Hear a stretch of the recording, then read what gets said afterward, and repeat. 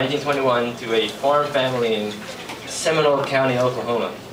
His mother died in 1932 and he suffered some of the consequences of the Great Depression. He missed 1 year of school. At the age of 15, he was taken in by an uncle and an aunt who was in their 60s and had reared 12 children of their own. He was loved, respected, disciplined, and treated as if he were their own child, and he got a high school education. After 4 years in the military, he returned to the U.S. and used 48 months of the GI Bill, eventually earning 3 college degrees. He is retired from the public schools of Montgomery County, Maryland. He now lives in Forest Grove, Oregon, near his daughter. He and his wonderful wife of 65 years. Wow.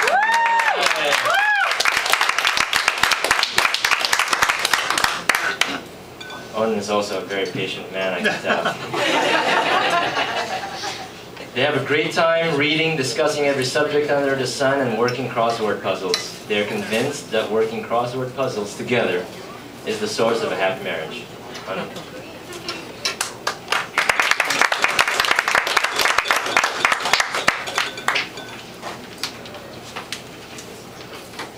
Just in case you haven't noticed, I visited a dermatologist yesterday. As he just said, I retired from the public schools of Montgomery County, Maryland in the mid-1980s, and we bought our first computer, which was probably a mistake.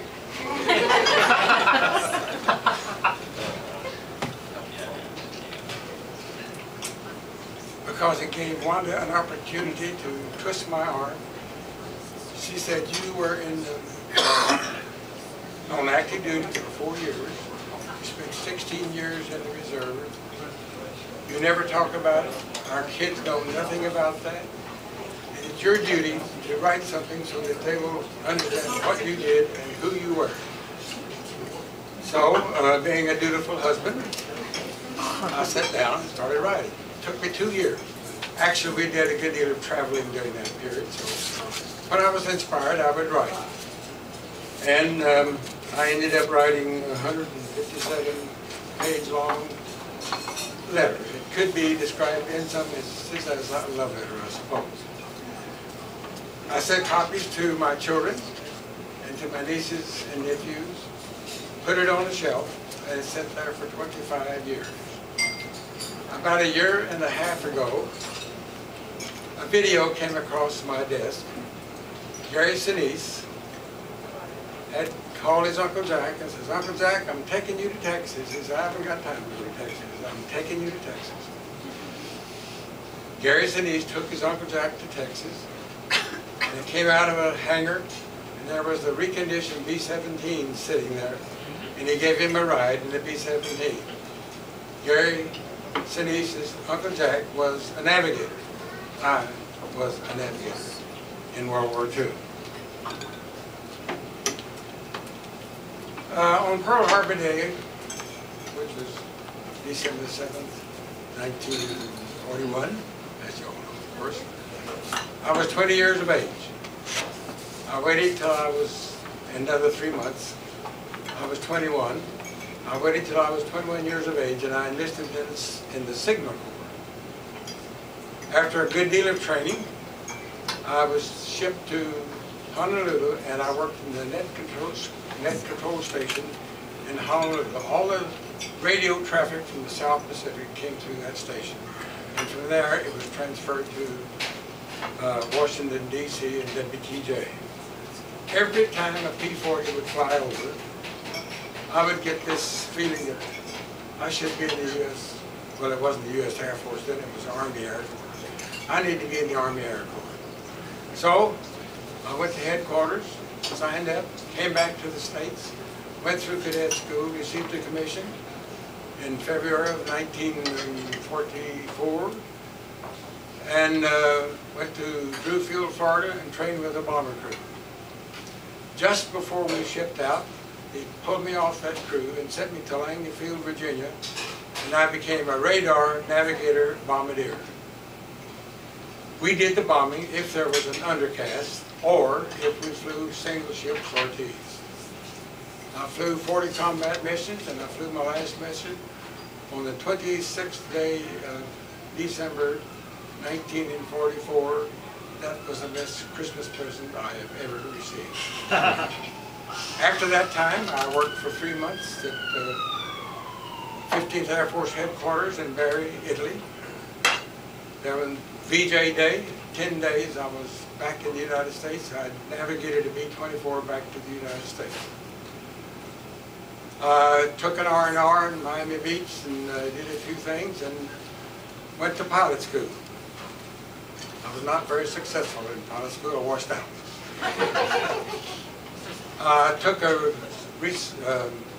a new course in navigation, and after that I was assigned to what is now Travis Air Force Base, and I flew the Pacific route in C-54s. I got out on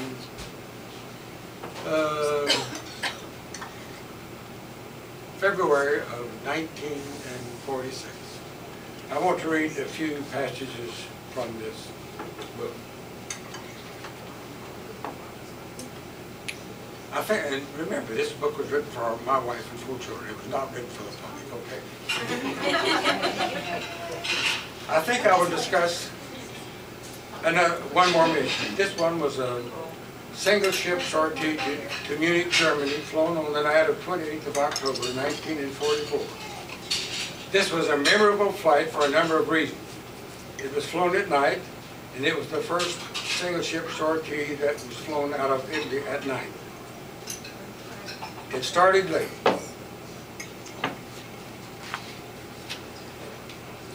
Over the target, we encountered something that none of us had ever seen before. The Germans were shooting something that made a giant burst of flame when it exploded. For instance, a burst of ordinary flak in the daytime looked like a puff of smoke about a foot wide and maybe 2 feet long. You have seen flak in movies. But what they were shooting at us made an orange burst of flame as big as a house. Fortunately, they were lousy shots, and except for making the plane rock, which was serenely through it all. On the way home, we were cruising along through the cold moonlight night when we were jumped by a night fighter. The pilot cocked this B-17 up on one wing like it was a P-51 Mustang and dived for a cloud bank several thousand feet below. My stomach caught up with me several seconds after we leveled off in the clouds. I've often wondered if there was any structural damage to that B-17. They were marvelous aircraft. For whatever reason, we did not see him again.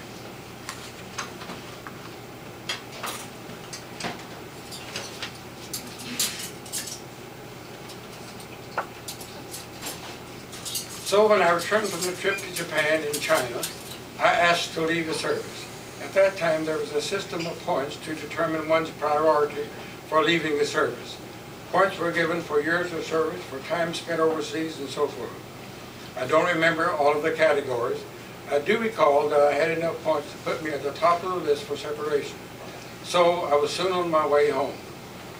I rode a train from San Francisco to Fort Leavenworth, Kansas, where I was separated from the service. I remember waking up in the mountains of Wyoming. The train had slowed to a crawl as it labored over some unnamed mountain pass. I looked out, and the moonlight was bathing the snow-covered peaks in a pale glow. The jagged peaks were almost close enough for me to reach out and touch. It was a beautiful, quiet scene. The click of the rails seemed muffled, and the puffing engine was far ahead and could barely be heard. We all have moments of poignant memory in our lives. At this moment, or it was more like several hours, almost overwhelmed me. The forlorn landscape seemed to mirror my thoughts, but the spirit-lifting beauty that was just outside my window did not get past the glass. The glass was transparent, of course, but it was opaque to everything but the gloom in my soul. I had never been so lonesome in my life as I was, lying there in that cramped bunk, looking out the window of the train at 2 o'clock in the morning. For 4 years, every activity of my life had been conditioned by the requirements of the military. Every waking moment had been directed. Every aspect of my life, except in my dreams, had been controlled by the need to win a war. Now the war was won, and I was suddenly cut off from my mothers. The military had been my mother and my father. I had to face life anew, and in a sense, I had no home to go to. Uncle Henry and Aunt Belle had taken me in when I was 15 years of age and sent me through high school. Their home had been my home. They had never made me feel unwanted or even unwelcome. But I had come to them as a boy, and now I was just short of being 25 years of age. I was supposed to be a man, but at that time, I did not feel like a man.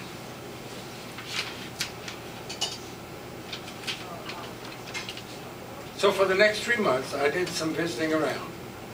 I helped Homer was a cousin of mine. I helped Homer haul gravel. It didn't take much gravel hauling to convince me that I didn't want to be a gravel hauler. I did a great deal of crow hunting. I learned that crows are very bright birds, and that if I wanted to outwit them, I better go to college or some kind of school. It simply isn't possible to get close enough to a crow to shoot one just by walking in the woods or trying to sneak up on them. The crows will call to every crow within 10 miles that a man with a gun is coming. If one doesn't carry a gun, he can get close enough to throw rocks. I am convinced that some of the older and wiser crows can tell the difference between a gun and a stick. And it doesn't matter if the gun is carried over the shoulder or by one side or even partially hidden under a coat.